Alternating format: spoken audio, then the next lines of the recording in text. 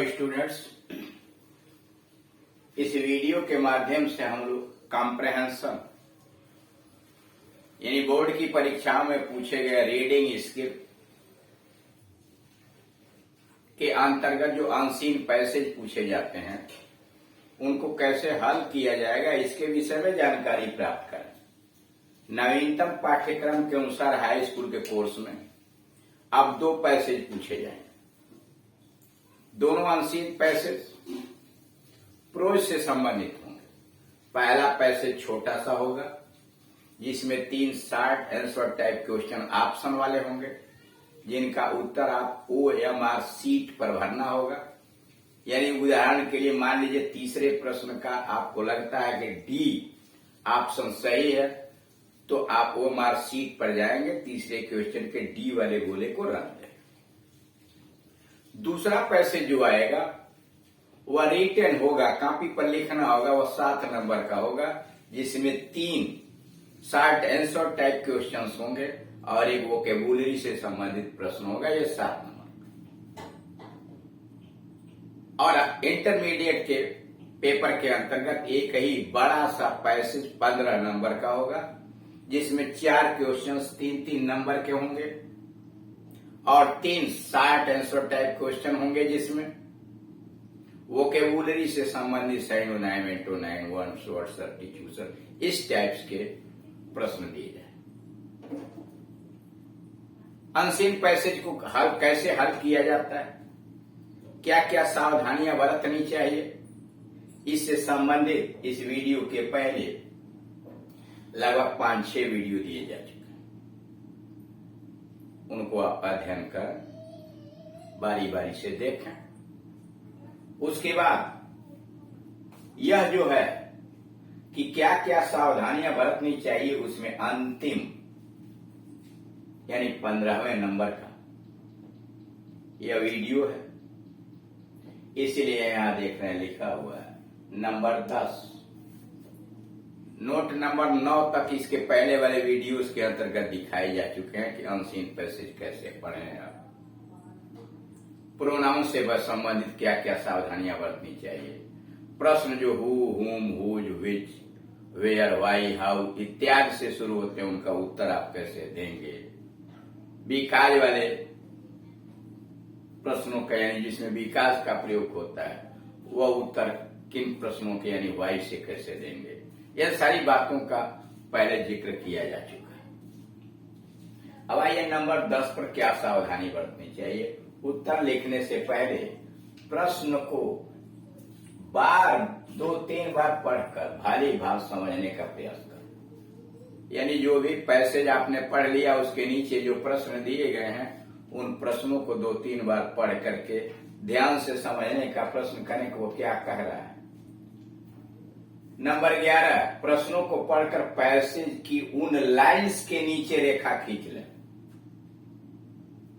जिनमें प्रश्नों का उत्तर होने की संभावना है। यानी एक प्रश्न आपने पढ़ा, पैसेज में देखा कि जिस लाइन में उसका उत्तर होने की संभावना है उसके नीचे आप पेंसिल से रेखा खींच लें। मार्जिन पर प्रश्न संख्या रेखांकित यानी लाइन के सीध में लिख लें, रेखांकित लाइन के सीध में लिख लें। यानी किनारे पर आप प्रश्न संख्या लिखने के बाद में लिखते समय पता लगे कि इस लाइन में प्रश्न संख्या 1 का उत्तर है। 12वें नंबर पर प्रश्नों का उत्तर लिखते समय यथासंभव परिवर्तन करना न भूलें। जहां जहां भी परिवर्तन की आवश्यकता है वहां आप परिवर्तन करें। यदि प्रश्न में यू, योर का प्रयोग हुआ है तो उत्तर में आई और माई का प्रयोग करें। यानी यो का त्यों ना उतारें, उसमें प्रोनाउन से देख लें। अगर प्रश्न में यू, योर आया है तो आप उत्तर लिखते समय यू की जगह पर आई, योर की जगह पर माई का प्रयोग करें। उदाहरण के लिए वेयर डू यू लिव, आप कहां रहते हो, तो अब यू की जगह पर क्या करें, I live in Delhi, you की जगह पर आपने आई उत्तर दिया। व्हाट इज योर हॉबी, आपका शौक क्या है, तो उत्तर देते समय my hobby is to read stories, कहानियां पढ़ना मेरा शौक। नंबर 13, उत्तर लिखने के पश्चात उसे एक बार अवश्य दोहरा लें ताकि गलती न रह जाए। उत्तर जो आप लिख रहे हैं उसे एक बार रिपीट कर लीजिए कि कहीं गलती न हो जाए। दोहराते समय स्पेलिंग, वर्तनी पर तथा सिंटैक्स, वाक्य रचना के नियमों का विशेष ध्यान रखें। यानी दोहराते समय कहीं स्पेलिंग गलत है तो उसे शुद्ध कीजिए, वाक्य रचना को देख लीजिए, सिंटैक्स। ऐसा करने से जो भी गलतियां पकड़ में आए उन्हें ठीक करना। यानी ऐसा करते समय, दोहराते समय जो गलती पकड़ में आए उसे ठीक करना। प्रश्न का उत्तर, प्रश्न की भाषा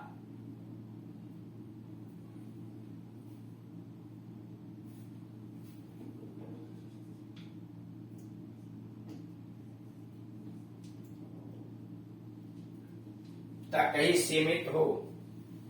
कोई भी अनावश्यक बात अपने सामान्य ज्ञान के आधार पर, नॉलेज के आधार पर न लिखें। करा प्रश्न का उत्तर देते समय प्रश्न की भाषा तक ही सीमित हो।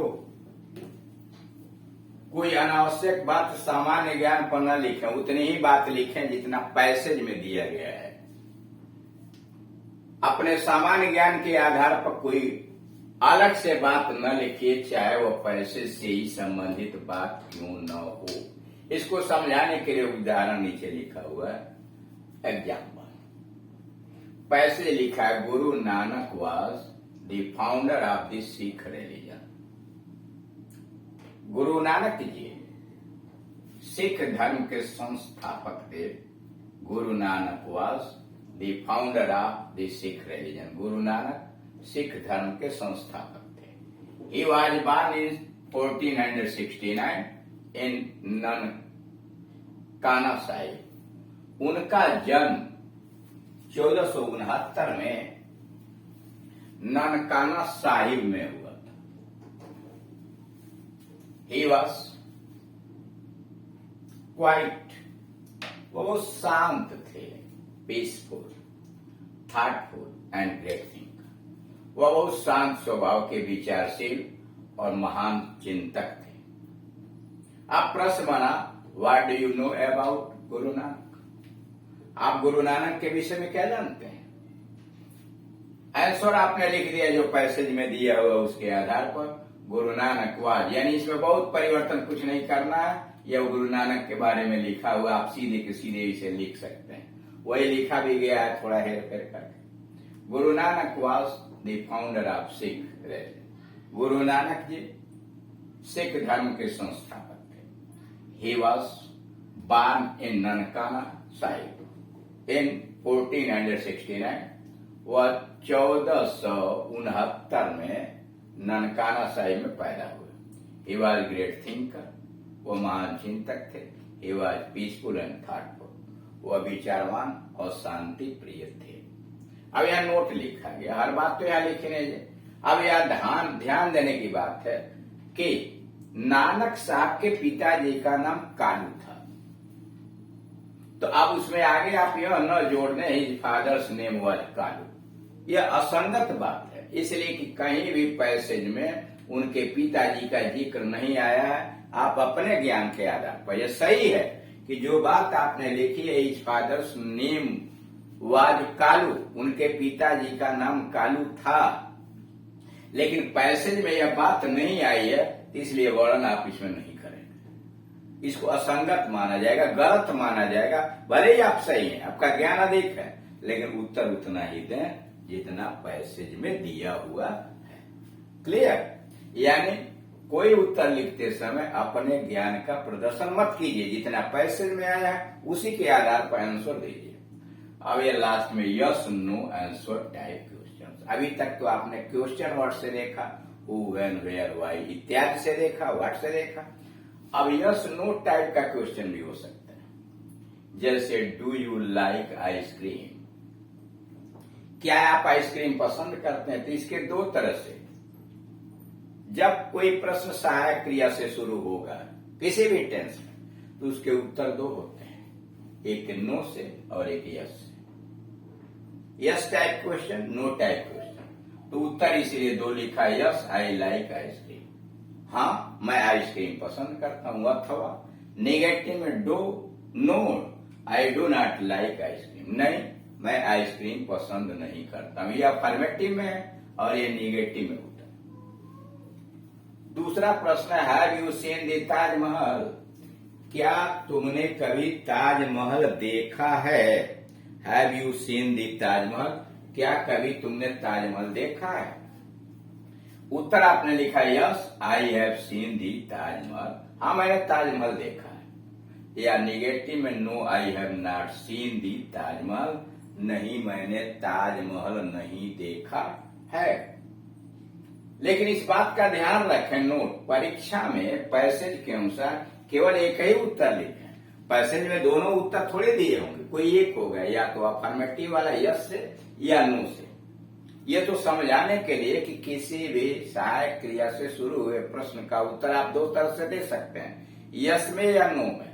लेकिन परीक्षा में आपको यस वाला लिखे या नो वाला, जैसा संदर्भ है पैसेज में उनके अनुसार। इस तरह से आपने देखा कि किसी भी अनसीन पैसेज को हल करने के लिए, उसका उत्तर लिखने के लिए विशेष सावधानी की आवश्यकता है, जिसमें आपको लगभग 5-6 वीडियो इसको समझाने के लिए आपको बना दिएगा। अब उसको बारी बारी से आप अध्ययन करें और अध्ययन करने के बाद यह जानने का प्रयास करें कि कैसे हल करें। उसमें काफी सुविधा आपको प्राप्त हो जाएगी।